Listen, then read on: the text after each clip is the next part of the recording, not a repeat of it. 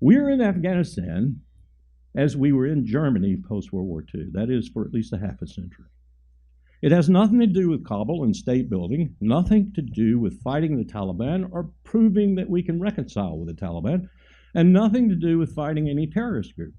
It has everything to do with three primary strategic objectives. And I really, as a military officer, as a professional, I don't necessarily object to these objectives, but I believe the American people probably ought to be told about them, and there ought to be a debate as to whether or not they want to spend their money on these objectives. First objective is to be in the place that Donald Rumsfeld discovered was the most difficult country in the world to get military power into in 2001, and take my word for it, it is.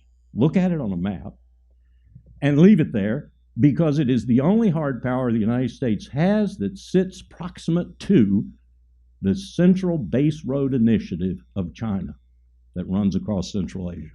If we had to impact that with military power, we are in position to do so in Afghanistan. Second reason we're there is because we're cheek and jowl with the potentially most unstable nuclear stockpile on the face of the earth in Pakistan.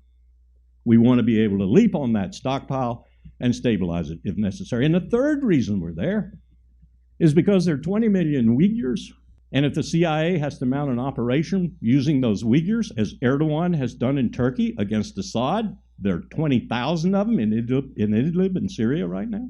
Well, the CIA would want to destabilize China, and that would be the best way to do it, to foment unrest and to join with those Uyghurs in pushing the Han Chinese and Beijing from internal places rather than external.